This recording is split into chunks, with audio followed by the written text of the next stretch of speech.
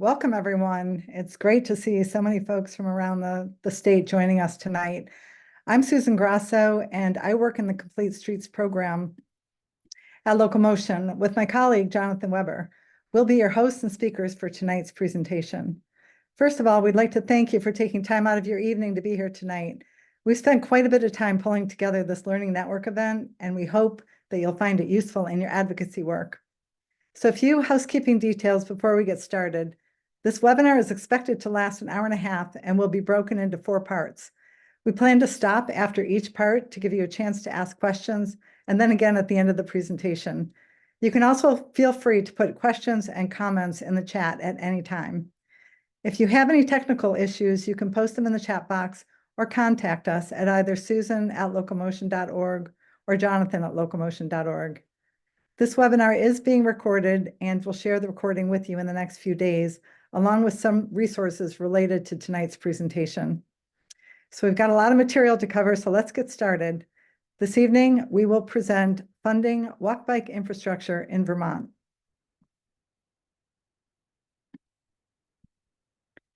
So as most of you know, Locomotion is Vermont's only statewide walking, biking, rolling, and advocacy organization. And our mission is to make it safe, accessible, and fun for everyone to bike, walk, and roll in Vermont.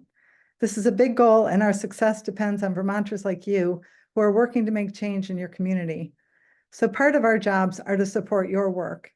This webinar is the third in our learning event series of 5 webinars, which are intended to take our experience working throughout Vermont to give local advocates the knowledge and tools you need to be successful. Our first webinar set the stage for advocacy work by considering the walk-bike movement, both retrospectively and into the future. Our second webinar explored why communities need to create a plan for investing in walk, bike, and roll infrastructure, policies, and programs. And our next 2 webinars will focus on bike parking and traffic calming. We'll put a link in the chat where you can find both the previous webinars and registration links for the upcoming ones. So today we're going to focus on how to get the resources you need to create better infrastructure in your towns. Our learning goals are for you to understand where opportunities for bringing about local projects come from, for you to be able to find opportunities for investment that match your project stage, and we'll talk about what I mean in just a minute, and for you to be able to apply strategies to set yourself up for project success. So I want to begin the slideshow with a brief review of how infrastructure projects actually get built in communities. All projects will go through this general process to come into being. The first stage is ideation. Infrastructure improvements on local roads can be initiated by town staff. So let's say there's a deteriorated sidewalk that needs repair or a short gap that needs to be filled. Or ideas can come from the public, such as projects that advocates push for in their communities. The second stage is study. All new infrastructure projects need to be assessed for their feasibility in some way. This can be as simple as a visit by your highway or public works department to figure out what's needed, all the way up to a full scoping study to identify a design that your community will support. Engineering design could be as simple as a conceptual design for less complicated projects like lane narrowing, bike lanes, or painted sidewalks. But more significant projects will need a detailed engineering design completed before construction. And then finally, in the construction phase, the project is built. It's important for advocates to check on final construction designs to make sure that they match your expectations. It's also important to understand how projects will be maintained. So this is the general way that infrastructure projects, from the smallest to the largest, get done. A key thing to remember is that there is not a one-size-fits-all approach. Projects will vary significantly in terms of scale, cost, and ease of implementation. So funding is needed for each of these project stages, and we'll talk about funding options next. So this slide shows the 4 buckets that local communities and their advocates can draw from in Vermont to create walk, bike, and roll infrastructure. The federal government bucket, a state government bucket, a bucket for town or what we call local sources, and a bucket for non-governmental organizations like nonprofits and private foundations. In general, The size of the project funded and the amount of funding goes from large on the left with the federal bucket and becomes progressively smaller as you move to the right. You'll notice that there's no regional bucket here. Vermont does have regional planning commissions, which engage in regional planning work. They'll also provide technical assistance to local communities and will even help with grant applications. So regional planning commissions are a very important partner in our work. But Chittenden County's RPC is unique in that it's the state's only metropolitan planning organization. And so the only RPC that has funding which towns in Chittenden County can use to fund the study project stage. So we're not going to talk about that funding source tonight, but feel free to email either me or Jonathan for more information about it. So a major takeaway from this webinar is for you to understand that not all grant money is the same. Grants are typically restricted to specific types of work, which will be described in the grants program eligibility section. This means that they can only be applied to specific stages of the project implementation process that we just went over. Also, depending on the source of funding, the administrative burden to manage the grant will be more or less. So it's important to consider your group or town's capacity to manage the grant before applying. And finally, some grants are much more challenging to win than others, and so that should also be factored into your decision to invest time in an application process. So next, we're going to talk a little bit about each bucket. I'm going to hand it over to Jonathan to talk about the sources of funding from the federal and state governments. All right, thanks, Susan. So in this first section, we'll discuss a handful of federal grant programs and their uses to improve active transportation in your community. So we're going to go over some relevant details about the funding, what project types the funding source might be used to fund, and examples of Vermont projects that have utilized each funding source. There's going to be a lot of information here, and some of this can get a little dense. Remember that when you receive the slideshow recording, you'll also receive a link to a set of resources, including a funding guide. Know that Vermont gets federal transportation funding in several ways. Most of it goes directly to VTrans. Some is then offered through VTrans, which is our state agency of transportation. So some is then offered in their grant programs. And we'll be talking about that in our section on state grants. This federal section is going to focus on funding that communities apply for directly to the federal government. So a few fundamentals. Most grants require some amount of matching funds. Usually federal funding requires a 20% match. This means that if your community is applying for a project that will cost $100,000, your community will need to provide 20% of that, or $20,000, in order to get $80,000 from the federal grant. So that's what we're talking about when we mean matching funds. In general, federal money cannot be used as the match portion for other federal grants. So let's say that your town allocated $20,000 of ARPA money, which is federal money, for sidewalk improvements. That's awesome, but it can't be used as the match portion for any grant that uses federal dollars. And this applies whether those federal dollars are coming straight from the federal government or through VTrans. So similarly, you can't use federal money awarded through a VTrans grant as the match for a federal grant. Be aware also that federal funding usually adds administrative burden in terms of the level of advanced planning detail required, reporting and accounting involved. Some federal grants do include funding for technical assistance to help address this, and there may also be support available within the state. But generally, this means that it is usually best to only use federal funding for bigger, more expensive construction projects, and it can be challenging for smaller communities to use or apply for federal funding at all. Finally, most of these funding sources come from the bipartisan infrastructure law, which expires in fiscal year 2026. So again, in this section, we're going to talk about federal funding sources that communities apply for directly to the federal government. Note that there are many federal grant programs that we aren't going to talk about. These are the ones we think communities are most likely to take advantage of and are the most broadly applicable to our work in Vermont. So let's jump right in. First up is congressionally directed spending, or CDS, and this used to be referred to as earmarks. This is a pretty unique source of funding in that you would work directly with our congresspeople.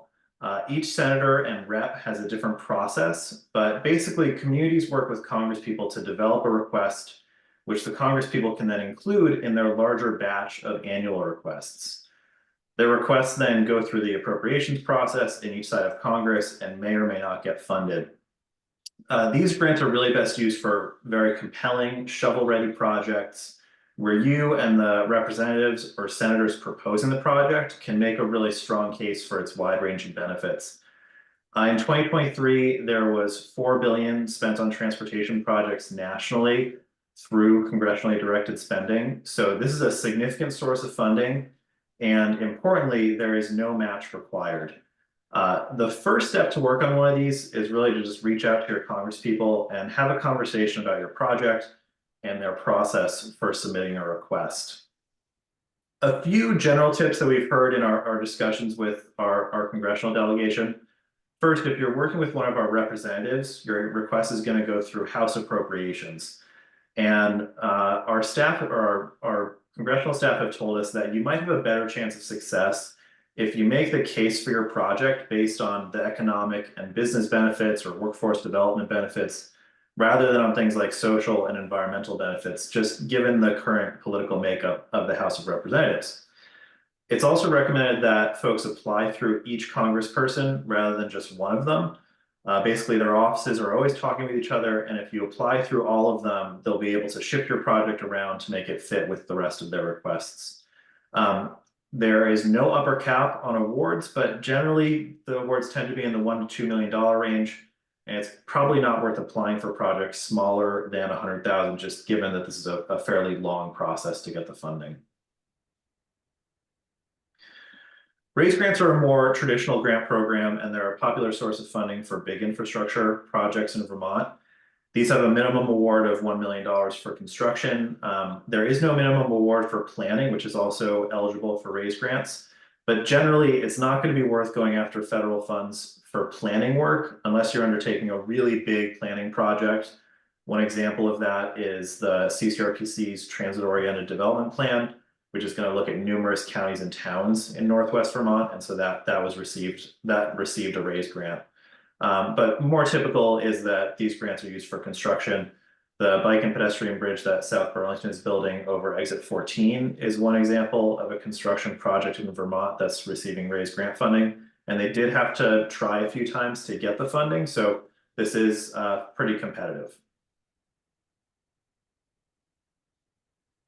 Safe Streets and Roads for All is another federal program, and this one is currently accepting applications.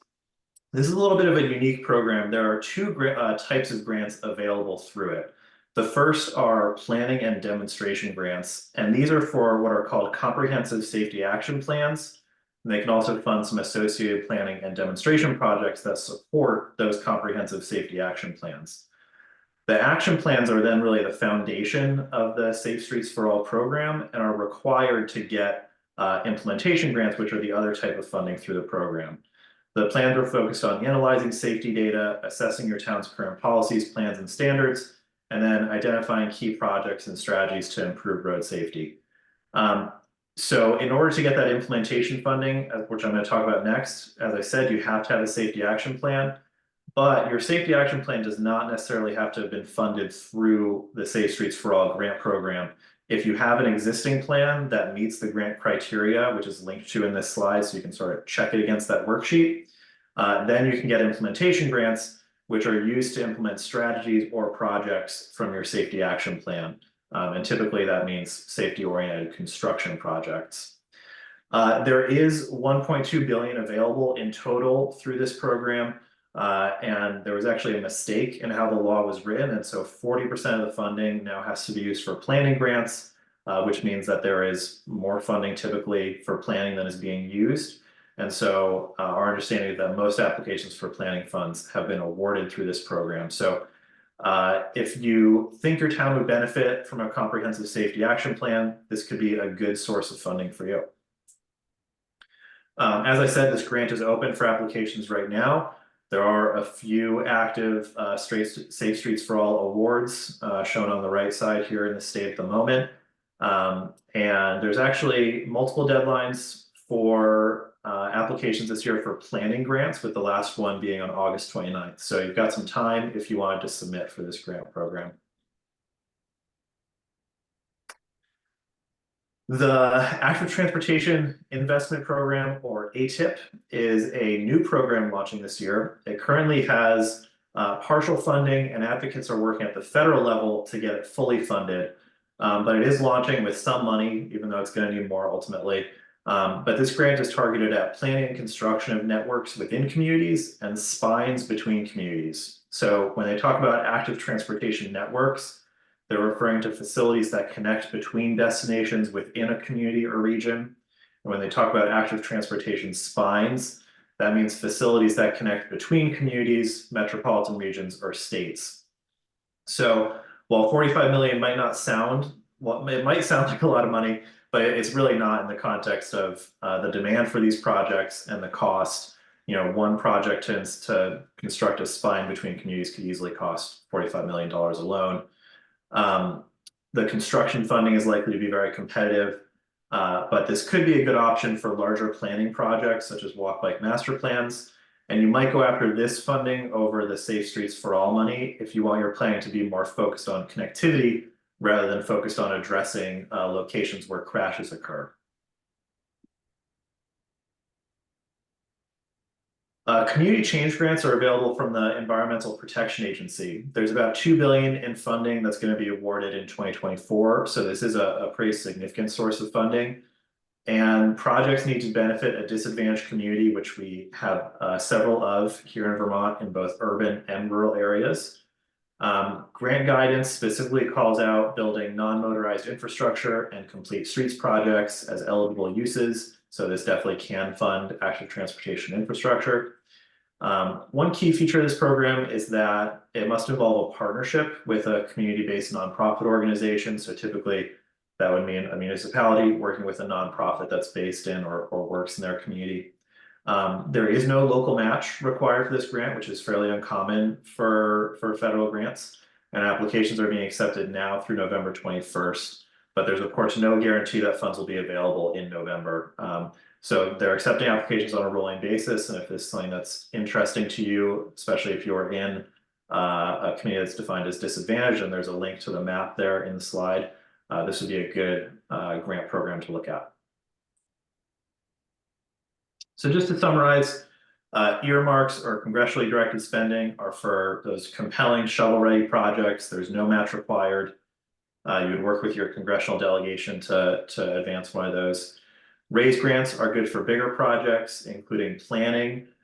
Safe Streets for All is a great source for safety-oriented planning and for construction funding once you have a plan that satisfies the safety action plan criteria.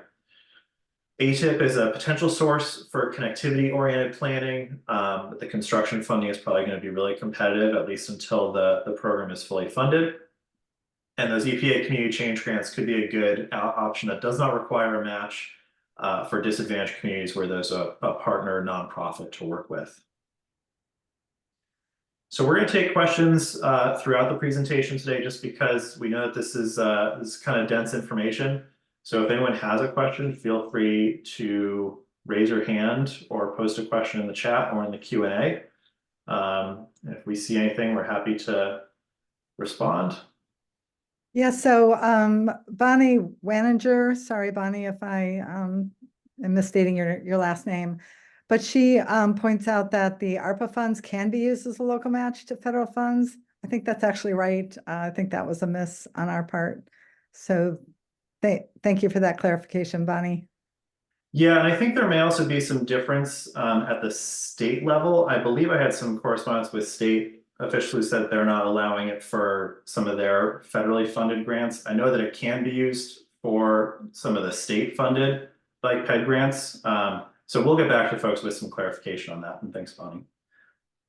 I saw that Matt LaFleur raised his hand, and Matt, you are unmuted. Yes, thank you. My question is, from a disadvantaged community, most rural, towns are, how can you, and it is about accountability and oversight, which the state has a lack of, basically we're funding the same towns over and over and over again, that anyone else that wants to, want the pot of money to actually do these type of grants for their towns, there's none available. How can we, my question is, how can we, with accountability and oversight, make sure that these towns, that are rural, get first shot at these grants? Because mainly it's being directed toward the ones that can, literally Burlington and Montpelier. And it's disadvantaging everybody else, in that same area. So my question is, how can we, make the program more successful for diverse population, rural communities, to make sure that they got the grants they need to get for their towns without having to, be disfranchised from the state itself, because the state thinks Burlington and Montpelier are number one. Everybody else can go take a hike. And to me, it's like, that's not exactly what it should be for. So how can we make sure that we're committed to serving rural communities across the state? Thank you. Yeah, thanks, Matt. That's it's a great question, and it is a big issue, and there's a lot of discussion about it at the state level. You know, I think in some of the federal grants that we talked about just now, for example, in the EPA communities grant, they do provide technical assistance for communities, which can be helpful. And a lot of our rural communities, as I said, are identified as disadvantaged in that EPA map. So they are sort of set up to potentially be able to apply for that program and take advantage of the federal funding. Other thing I'll say is VTrans does have a municipal assistance bureau that's specifically set up to help rural towns. I don't know if they will help apply for a federal grant, but they are there to sort of help towns navigate the state transportation process. I will say, when I look at where the state grant money goes, it's definitely not all going to places like Burlington and Montpelier.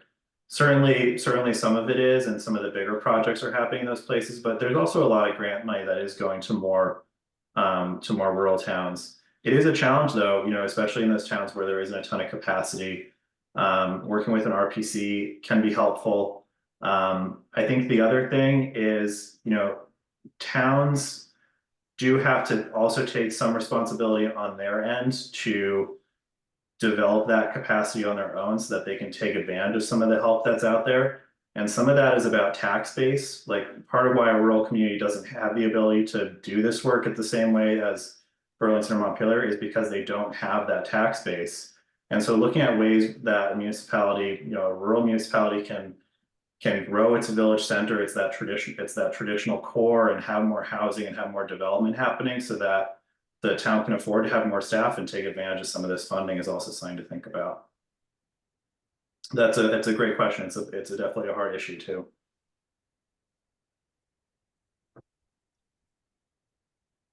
So we have a couple of other questions here. Let's see, Mary Shernock is asking about how she can take a look at the EPA disadvantaged communities map. I'm looking for that link right now to put in the chat. We also have a question: can a town partner with a school as a nonprofit for some of these grants? That's a good question. I don't know for sure. I would have to look at a little more detail in the grant guidance to know if a school is eligible. But I would think that a school would probably be eligible, and especially if you were doing maybe a Safe Routes to School oriented project through one of these grants, I think that could be a really productive partnership. Yeah, I think, just being really careful to look at the grant eligibility guidelines. Oftentimes schools are explicitly called out. So. Yeah, and make sure you check that. We're covering a lot of different grants tonight, so we're going to do our best to answer questions that you have about them, but we're of course not going to be able to answer everything about each grant. So we'll do our best also to follow up on any questions that we can't provide a certain answer to.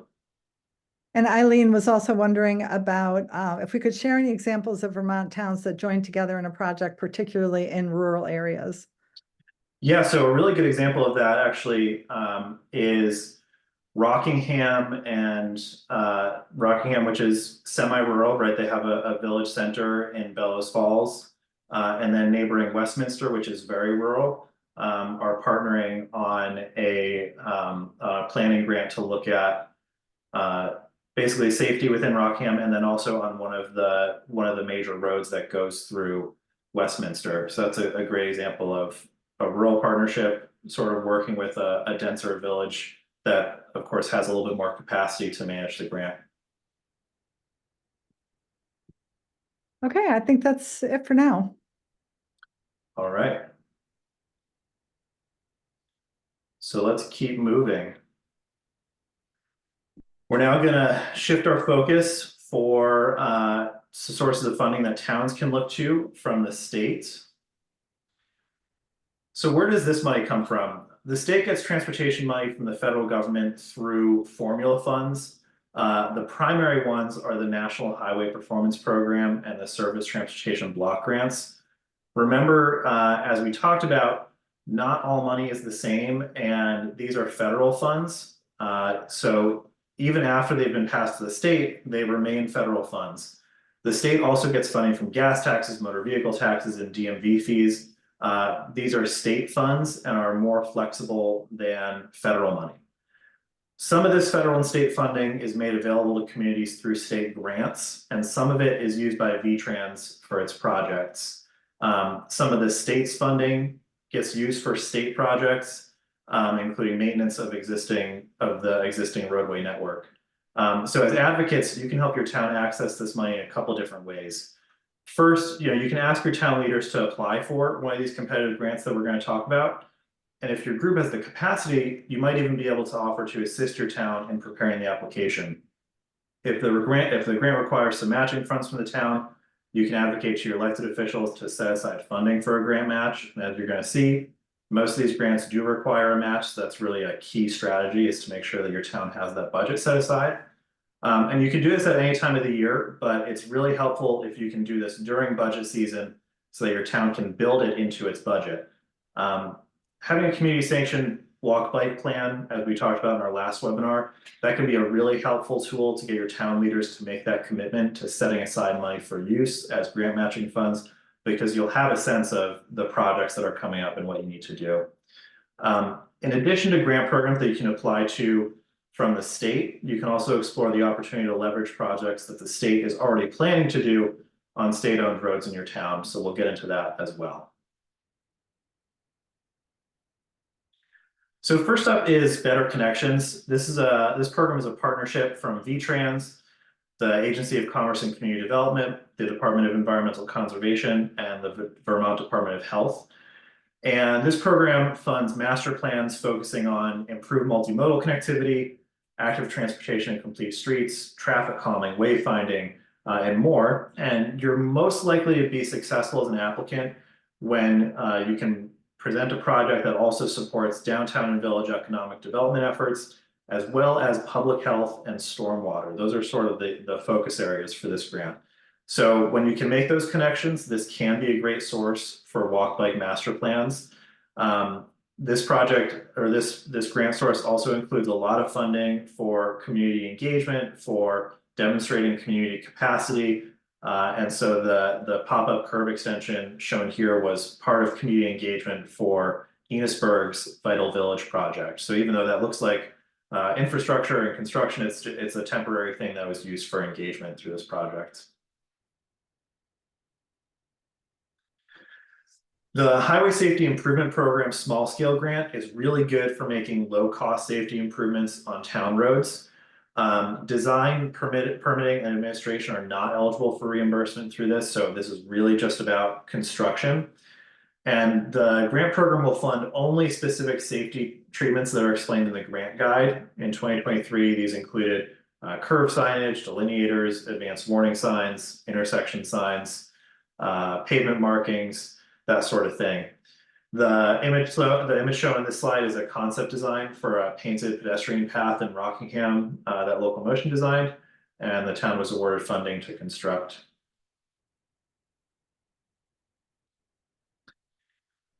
The Transportation Alternatives Program is really one of what I think of as sort of the bread and butter programs for building active transportation infrastructure in Vermont, which includes, both on and off-road walk bike facilities. This program often funds shared use paths, sidewalk improvements, scoping and planning studies, and more. 600,000 is the maximum award through this program, and your town would be responsible for an additional 20% match. This is federal funding, and it is pretty competitive, but generally about 80% of funding requested is awarded through this program. So this is a great source of funding if you're looking to get a project built. VTrans's bike ped program is sort of the other, as I said, bread and butter programs for building infrastructure in Vermont. And it's actually two separate grants. So the first up is the large scale grant.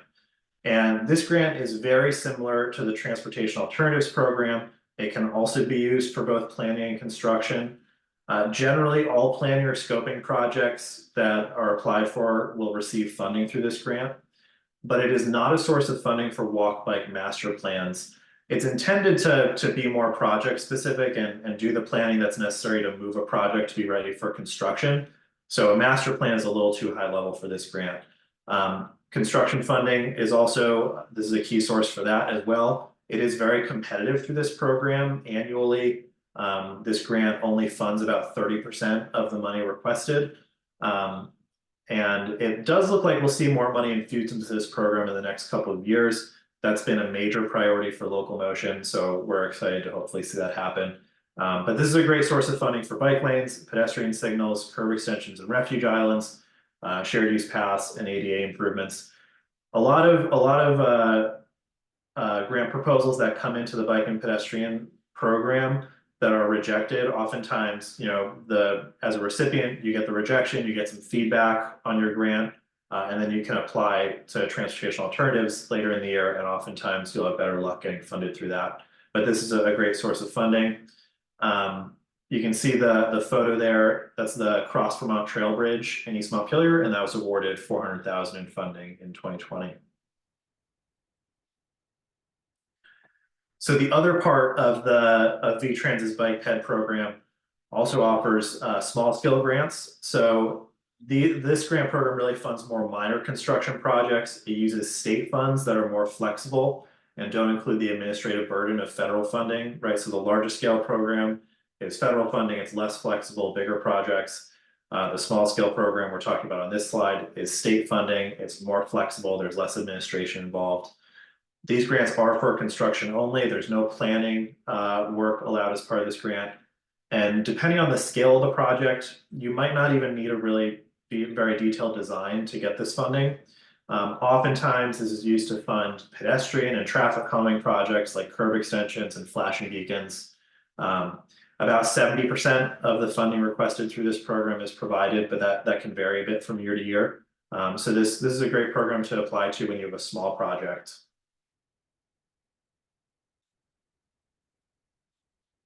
As we said earlier on, VTrans gets money from the federal government as well as from state taxes and fees. Only some of it is available through grant programs like the ones we've been discussing. VTrans uses a lot of the funding to do projects on its own, and this includes paving and reconstruction of roads. And these projects can be opportunities to advocate for improvements.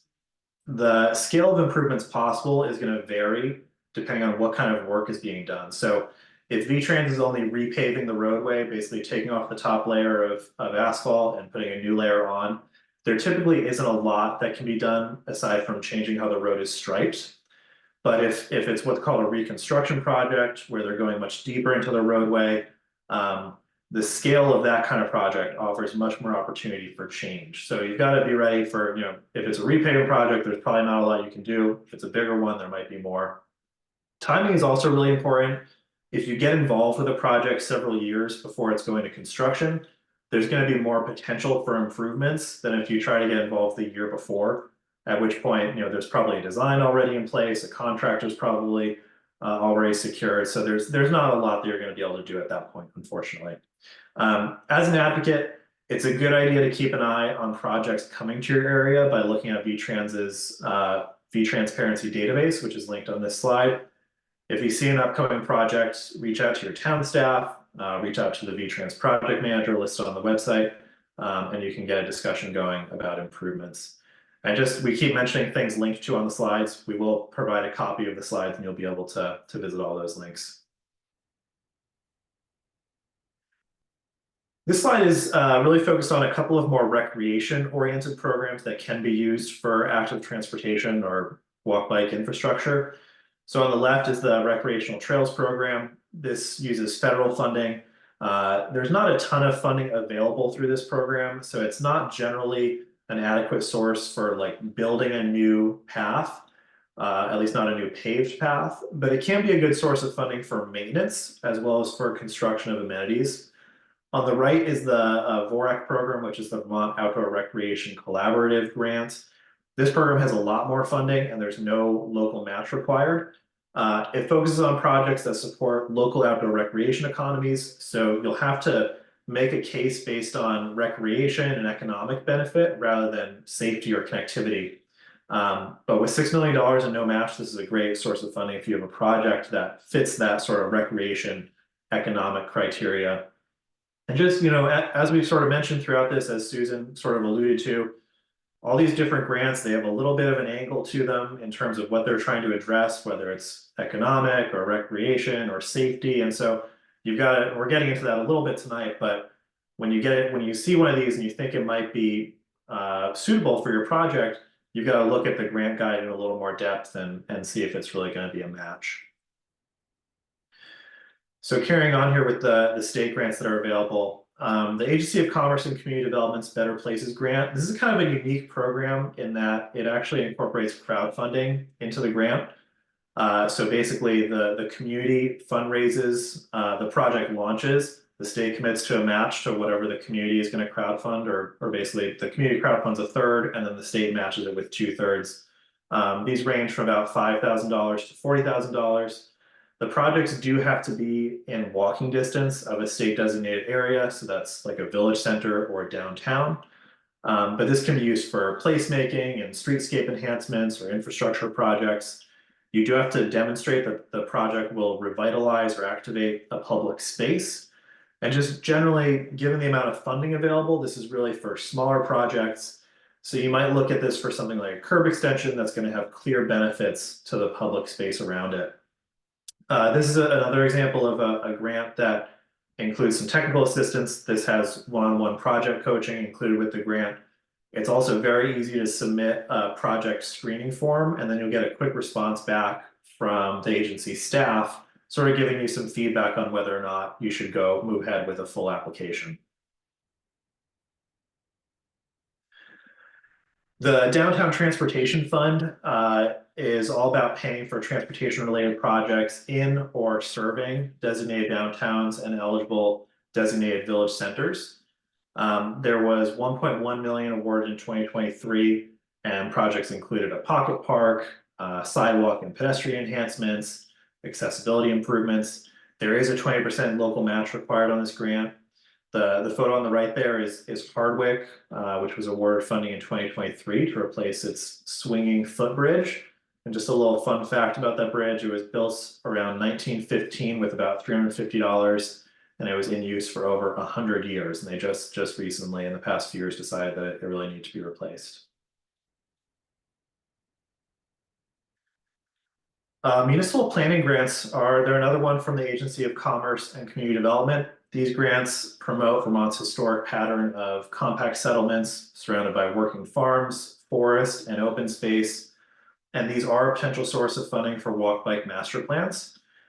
Successful projects they really tie that active transportation to other planning initiatives that address key community needs. So that could be looking at, increasing density in the community or addressing public health or stormwater or a variety of things. The priority focus for the program can really change from year to year. Past themes have included resiliency and energy planning. So you've got to try to align your project with the theme or wait for a theme that's more aligned with your project. Each region in the state does get a set amount of funding through this program. So you may be able to fund a project that's not strongly tied to that year's theme, even if there aren't a lot of other applications, if there are not a lot of other applications from your region. And there is a 10% local match required on this one. So that's it for state funding. I know that was a lot. It was a lot to talk through. And we'll again open it up to questions before we turn it back over to Susan to talk about local and non-governmental organization funding opportunities. So feel free to raise your hand or post your question. So let's see, Eileen asks, can you explain what's involved in the center line dimpling? Can it be done when restriping roads? It seems to be a traffic calming option. Eileen, I'm guessing that Eileen is referring to center line rumble strips. And that's probably not something that would be done when restriping. I think that's more something that would be done for repaving.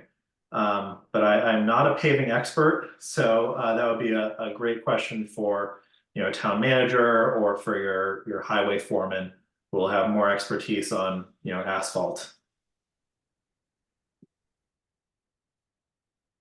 I think that's all we have for now. I saw one from Holly Francis, which was how often do these grant opportunities change, and do these state grants stay pretty consistent? It varies. Generally the state grants, it really varies. So transportation alternatives, for example, is actually a federal set aside. So the state is required to use that money in that way for that grant program. The bike and pedestrian grant program is something that the state has set up under its own discretion. So it really varies. Generally, these programs tend to be in place for at least a handful of years. It's very rare that one is set up just for a single year and then disappears.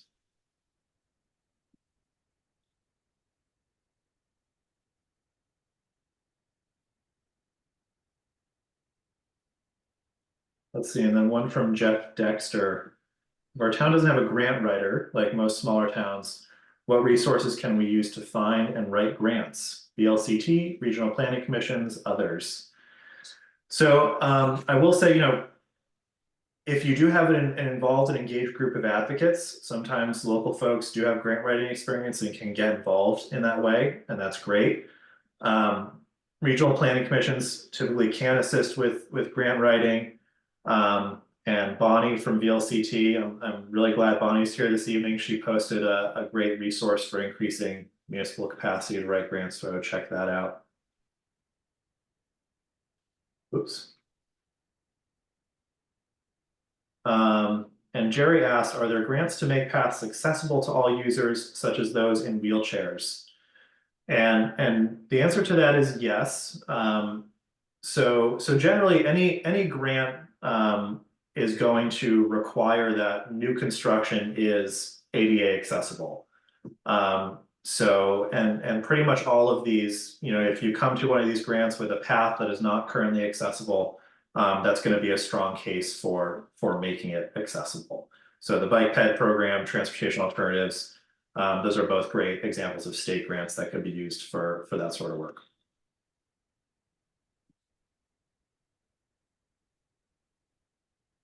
All right, let's oh, and Marcia Stern.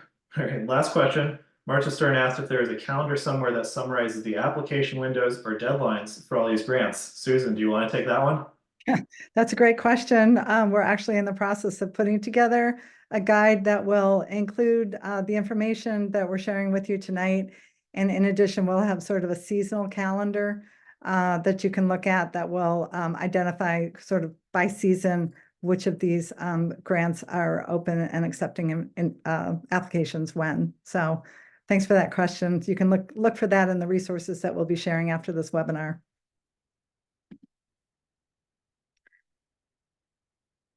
So great, we're ready to move on. Let's do it. Yeah, next section we'll be talking about sources of funding opportunities at the local and non-governmental levels next. So we'll start at the local level and start with a few interesting fundamentals. So finding opportunities for supporting local projects at the local level is different than any of the other buckets that we'll be talking about tonight, because this level grants don't really apply. However, there are ways to advance small scale projects or fund the local match for larger projects that are paid for with the federal or state grants, like those that Jonathan just talked about, which is what we're going to talk about next. So the local level is unique in that it's the only place where advocates have the opportunity to impact both the spending side and the revenue side of local budgets. So on the spending side, you can influence how your town's existing budget is divvied up. And on the revenue side, you can consider new funding sources to grow your town's grand list so that there are more resources available for bike ped improvements. So if you think of your budget as a pie, it means that advocates can play a role in both changing the size of the slice that goes to bike ped and also increase the size of the entire pie. And lastly, at the local level, advocates can leverage projects that are already in the municipal pipeline, much in the way that Jonathan talked about leveraging projects in the state pipeline. So we'll talk about how you can find those too. So we're going to start on the spending side. This slide shows examples of plans, programs, or other monetary set-asides that we've seen Vermont towns make for investments that can affect walking, biking, and rolling. They often show up as municipal budget line items, but not always, so they can sometimes take a little work to suss out.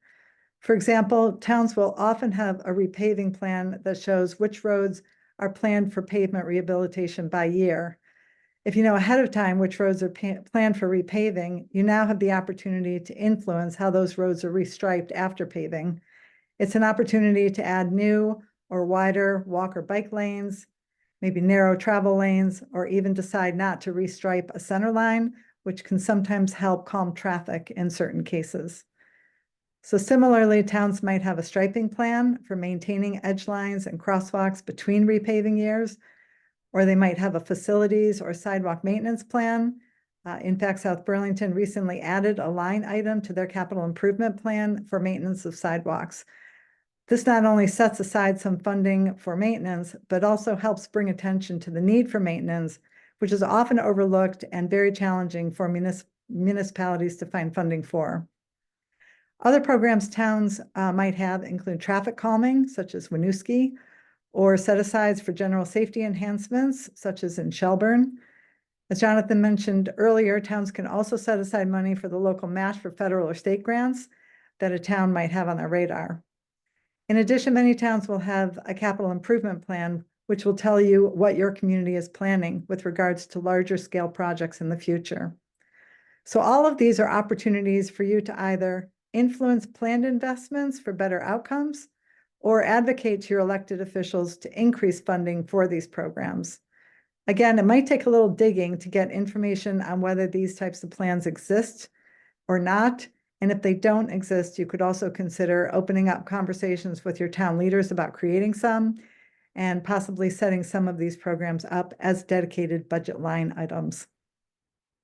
So the time to get involved in conversations about your town's budgeting process is not in the spring when town budgets are being finalized, but in the fall. That's when town leaders usually begin establishing their budget priorities, and it's a great time for you to let them know that you'd like to see more investment in walk, bike infrastructure through programs and plans like these. The revenue sources of funding for active transportation fall into two categories. The first is funding that all towns receive on an annual basis, which I've labeled fixed on the left. And the second is funding for programs and policies enacted by individual towns, labeled variable on the right. So these are programs that towns may or may not have. So looking at the left side, all towns receive funds from VTrans through the Town Highway Grant Program. These funds are awarded to each town according to a state formula. It's important for you to be aware that Vermont state statutes already explicitly state that town highway grant money can be used for walk bike infrastructure. So you don't have to advocate for that, but rather how much of your block grant should be dedicated to walking and biking infrastructure. The link on this page, which again we'll share with you, takes you to a state webpage where you can find out exactly how much your town receives from the state grant. The other regular funding for local roads comes from property taxes. As you likely know, approximately 80% of property taxes are used to fund the state's education program. The remaining 20% is used to pay for all municipal services, including transportation-related costs not covered by the town highway grant program. So these are funding sources that all towns receive, and as we discussed in the last slide, can be used in different ways to support walking, biking, and rolling. And so we just recommend that advocates take some time to understand how that's done. The potential sources of funding listed on the right side under variable are additional revenue streams that communities can choose to set up. So I've listed several examples here, and we're going to go into a little bit more detail on each one in the next few slides. So the first strategy I want to talk about is what I'm calling targeted property taxes. By that, I mean an annual percentage of a town's property tax, usually for a set number of years, or a one-time fixed amount that residents agree to be dedicated to a particular use. So this approach has been most frequently used to pay for things like affordable housing, parks, or open space conservation. The only example we know of in Vermont that specifically funds walk-bike infrastructure is the Penny for Paths program in South Burlington. This program was approved by voters to designate 1 penny on the tax rate from 2020 to 2030 to be used for the creation of bike ped infrastructure. South Burlington will have raised over $2 million through 2025, and they've been able to use that money to create a great network of shared use paths throughout their city. So this is potentially a very effective way to bring in new money to support active transportation, and it is a revenue source that increases as your grand list increases. The next funding mechanism that I want to talk about is called local option tax. The local option tax adds 1% on Vermont's sales, meals, alcoholic beverages, or rooms taxes. So towns can decide which of these taxes to apply their local option tax towards. So at present, 23 towns collect a local option tax on sales. 25 have a local option tax on meals, rooms, and alcohol. And 3 towns have a local option tax on rooms only. So, and just to be clear, these taxes are destination-based, which means that they are applied where the purchase is made, not by where the purchaser lives. So in general, for municipalities to assess a tax other than the municipal property tax, the legislature must specifically grant permission to do so. In the case of the local option tax, the legislature has not given general authority for communities to assess them. So these taxes have to be approved by and are collected by the state, which keeps 30% of the tax. So towns get the remaining 70%, and they can choose to do what they want with that revenue, including spending that funding on active transportation. Communities will often choose to use this revenue for other purposes like alleviating property taxes, applying the revenue to debt reduction, land conservation, those kinds of things. The gray table on the right shows examples of local option tax revenue being collected by some municipalities. So if your town has a local option tax, you can find out how that money is being spent and consider advocating for some of it to support walking and biking. And if your town doesn't have one, you could consider starting conversations about it as a potential funding source. So this next slide is about impact fees. Vermont municipalities have been allowed to assess impact fees on development for a long time, since 1988. Impact fees are essentially fees on new development to pay for capital facilities if the development will benefit from those facilities. Or the fee can be applied to also address anticipated negative impacts caused by construction. So these are fees that can be used to pay for capital expenses that were incurred either in the past or are anticipated in the future. And of course, they must be proportionate to the benefit or harm associated with the development. So the revenue generated from impact fees can be used on transportation-related capital projects like recreation paths. They're also often used on capital projects related to fire, parks, library, and so on. Now, impact fees are typically applied to residential development, but they can be levied against specific projects, all development, or even change of use. So I've included links to a few municipal ordinances on the right. So again, it could be worthwhile for you to know whether your town collects impact fees and how they're spent.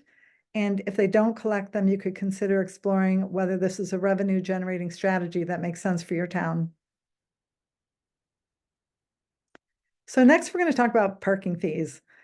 Municipal charters give towns the authority to assess fees for parking. We have a few towns in Vermont that do charge for parking, and I've listed some of them here with links to their parking fee schedules.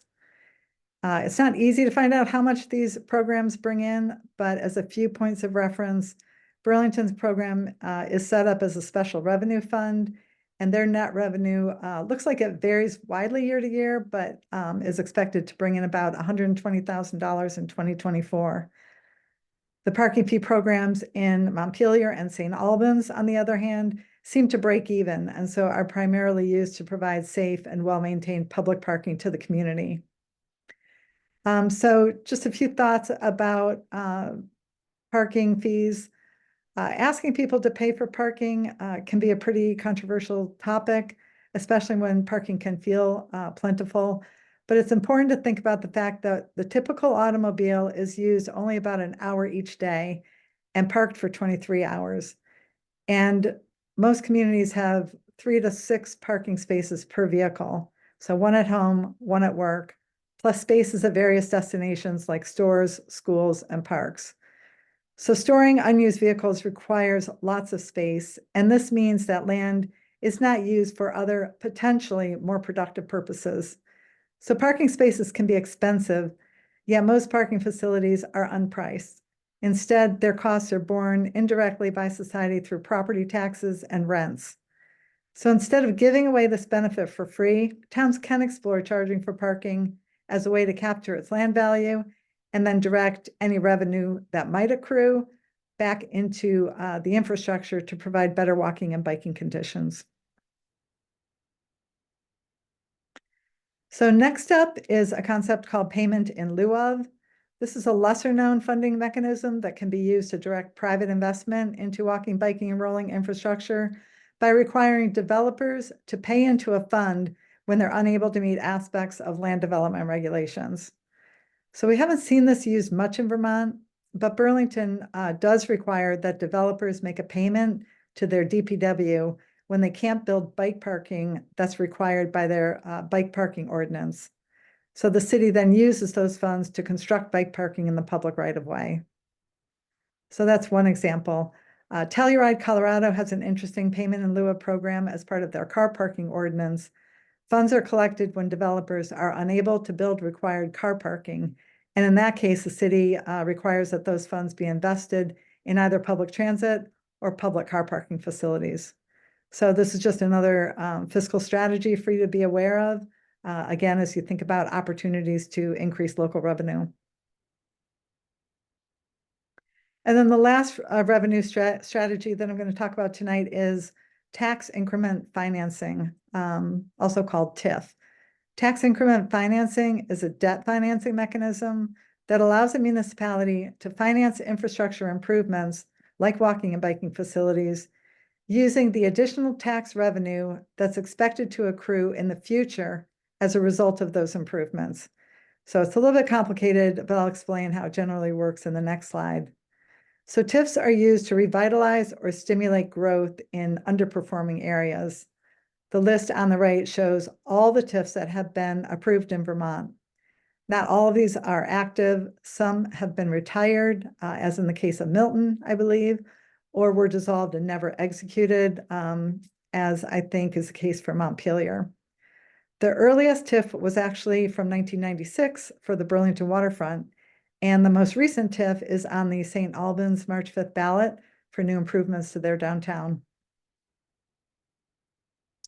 So this slide shows basically how the TIF process works. Communities first identify an area in need of investment. Let's say there's an area with a lot of rundown buildings or really poor infrastructure, and then officially create the TIF district.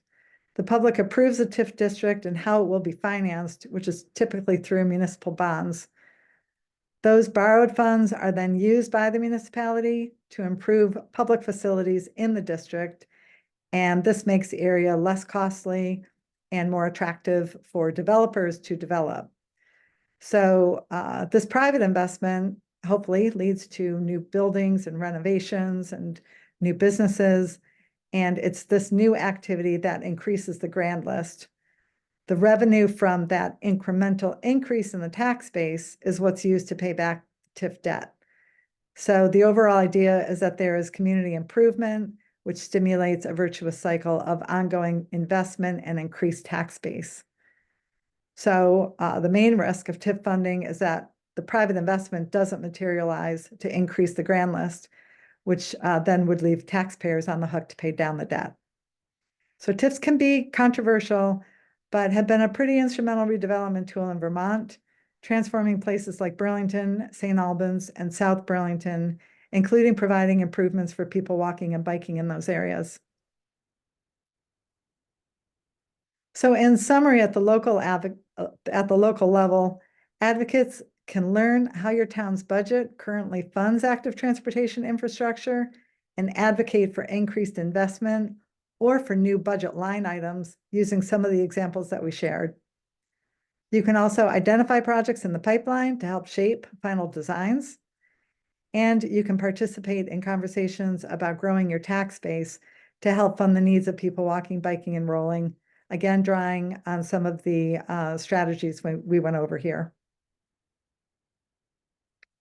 So that's it for our presentation on funding local projects using resources at the local level. And I'd like to take a moment to see if anyone has questions. All right, we have a hand up from Betsy Dunn. So Betsy, you should be able to unmute. Yeah.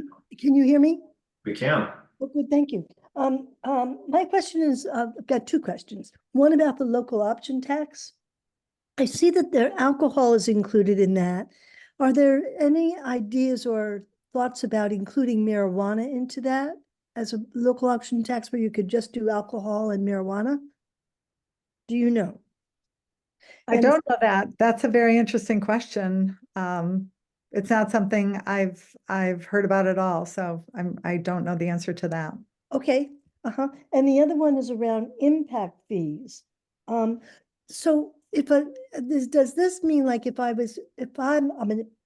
have a home and they're gonna do some construction nearby me, right by me, and due to their construction and taking away like 15 trees, all of a sudden my cellar is full of water. Is that what the impact fee would be helping out, is the person who has that problem?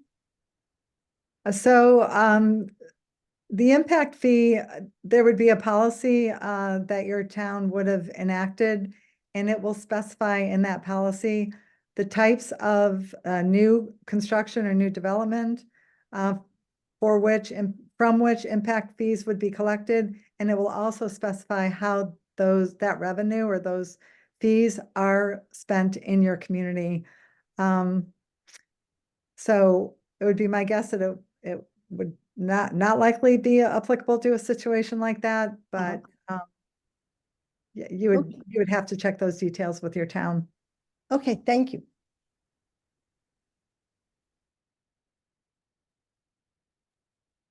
All right, that's it that I'm seeing for questions. So unless anyone else chimes in really quick here, I think we'll go ahead and move on to our final section on NGO funding, and then we'll have another short section for questions at the end. So I think let's keep it rolling, Susan. Great. Okay, so we're now going to turn to funding sources from the non-government sector. Examples of these funding sources are nonprofits, foundations, private businesses. So non-government grants typically don't require a local match. That's good news. They tend, however, to be more appropriate for really small projects because they don't usually offer very large awards. So they're going to be more appropriate for things like bike parking, demonstration projects, signage, a painted walking lane, or maybe a flashing beacon. They're really not going to help you build bike infrastructure in a very significant way. They also tend to be administratively simpler, but often more competitive, especially if they're open to communities across the country. So in general, these grants might be good options for newer advocates who are looking to gain some early success in making change in their communities. So I'm going to talk just about a few nonprofit grant programs that are well aligned with our work. So the first one is the AARP Community Challenge Grant. This is a nationally competitive program that awards funds to government entities, tax-exempt nonprofits, or groups that have a fiscal sponsor. So they support a broad range of community building projects, but transportation is a big focus area. These awards range from $500 to $500,000 or $50,000, with an average grant amount of just under $12,000. 83% of these awards were less than $20,000 or are less than $20,000. Examples of eligible projects include permanent physical improvements, temporary demonstrations that lead to long-term change. This grant also funds things like surveys and walk-bike audits. Past winners of this grant in Vermont include Northfield, the Mad River Valley, and Heinsberg for projects like walk-bike lanes and amenities, bus shelter redesign, and rectangular rapid flashing beacons. This grant is currently open with applications due on March 6th. And you should keep in mind that projects generally need to demonstrate a benefit to senior citizens for this grant. America Walks offers a community change grant program that supports walking and movement at the community level. There's no local match, and these grants are nationally competitive also. They are not large at about $1,500 per award, but they'll support some physical improvements of the type already mentioned. I've listed a few grant winners on the right. Walk, Bike, and Roll Randolph received a grant from this program in 2023 for an intersection demonstration project and in-street pedestrian signs. Other types of projects supported by the grant program include crosswalk street art, path improvements, signage, printed walking guides, and after-school programs. So applications for this grant typically open in the fall. The New England Grassroots Environment Fund is a lesser-known grant program that supports a wide range of activities in New England states. So groups don't have to have nonprofit status or even have a fiscal sponsor. They just need to have a bank account.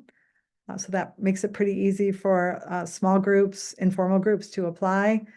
The website will even walk you through the steps for setting up a bank account to be used for this purpose. They have a few different program tracks, but the one most applicable to our work is the SEED grant. These grant awards are between $500 and $1,000 and could be a good source of funding for something like bike parking. A nice feature of this grant is that applications are accepted on a rolling basis, and you should be able to get one approved between 4 to 6 weeks. And then the last non-governmental grant I wanted to share with you is offered by the Vermont Community Foundation. They run the Spark Connecting Community Grant Program to support projects that build social capital in Vermont communities. So this grant isn't strictly about active transportation infrastructure, but funds can be used to promote walking, biking, and rolling in ways that bring about social connectivity, which is one of the main benefits of traveling by foot or on wheels, that opportunity to connect with people in your community. So this grant might be used to fund bike parking or a new crosswalk that are associated with community gathering places. So to apply for this grant, you must be a Vermont public agency or municipality, or a tax-exempt nonprofit organization, or a group that has a fiscal sponsor. This grant is currently open, and this grant this year will offer awards between $500 and $5,000. Last year, over $62,000 was collectively awarded to 15 communities. So this year's grant program focuses on placemaking initiatives, especially in counties traditionally underrepresented in grant making, with a particular interest in projects in Essex, Grand Isle, and Franklin counties. So these applications are due on April 2nd. So that's the last of the funding opportunities we wanted to share with you all tonight. If you know of programs we've missed, please send them our way so that we can include them in the grant resource guide I mentioned earlier. Before we go, I want to highlight some things that you can do to avoid common pitfalls that make it difficult to make the changes you want to see. First is to have a community walk bike plan, as Jonathan mentioned earlier. This document goes a long way towards demonstrating to grantors and town leaders that you have community support for your project. It's also helpful for you to have an annual work plan that lists your projects of interest and identifies their stage of implementation. So this will be very useful in matching grant opportunities to your projects. So we recommend that you review our new grant resource guide annually and use it to update your work plans. We often hear of groups who start thinking about funding a project when a grant opens, and grant applications often take much longer to pull together than you might think, especially when most walk bike groups meet only monthly. So for one thing, you'll likely need select board or council approval, especially if the grant requires a town match. So that adds time to the process. And in addition, some grants may require letters of support or involve a two-step process, also adding time. So we recommend that you start the application before the notice of funding opportunity has even been released, maybe using last year's guidance to help you get started. And importantly, for projects that are currently in scoping, we recommend that you begin to think about how you're going to fund the design and construction of that project now so that you can keep your project's momentum going. Too often, we've seen scoping studies sit on shelves for years before moving to implementation. Lastly, don't forget to keep your eyes open for low-hanging fruit, especially leveraging investments that your town or the state is already planning in your communities. This means that you'll need to stay on top of your town's annual work plan and capital project plan, as well as the state's work plan. So we'll be sharing some resources associated with tonight's webinar in a follow-up email and on our website, including this list of where you can go to get more information about funding opportunities. Feel free to reach out to us here at Local Motion if you have questions. We also often post about grant opportunities on the Walk Bike Vermont Google group that we host. So consider joining the statewide forum for funding and other active transportation discussions. I've already mentioned our last two upcoming webinars. Again, the registration link should be in the chat. Send us your questions ahead of time, and we'll be sure to incorporate them into those presentations. So thank you all for listening. I'd like to go ahead and open up the webinar for any remaining questions that you might have. All right, excellent. Thank you, Susan. And we've got Betsy again with a hand up.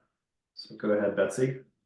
Thank you. I have a question. I'm on a conservation and trails committee in our town, and we're considering the need, well, we think there is a need, because Essex is divided by the 289, Route 289, and kids on the one side can't get to the school and ride their bike to school or walk unless they're walking along Route 15 or 117 when they come from those areas.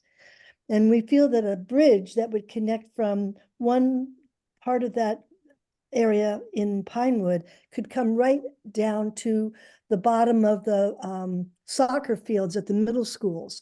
And the kids would be able to go one way back and forth on it, and they would be able to go to the pool during the summer using it and not have to access Route 15 to be riding their bikes or 117. Is that something one of these grants would work on? Yes, definitely. So if you're in Essex Junction, first of all, you know, or Essex Town, you're in Chittenden County, and so you can go to the Chittenden County Regional Planning Commission to go for planning funds for that project. Your town would still have a match component, but that's a good resource to get the planning work done for that kind of project. And then yeah, any of the federal or state funding sources that we went through in this presentation would likely be great, sort of depending on what kind of infrastructure that planning project winds up identifying. There's also a federal grant that came to mind that we didn't include here, basically because it's just a very specific grant and probably not applicable in a lot of places in Vermont, but there's the FHW, I think it's called Reconnecting Communities Grant. And that is specifically about addressing those sort of pieces of infrastructure that create barriers within communities. So it's sort of intended to, deal with highways that divide communities or railroad tracks. So that would be a potential source of funding once you've got the planning done. Okay, thank you so much. That's it.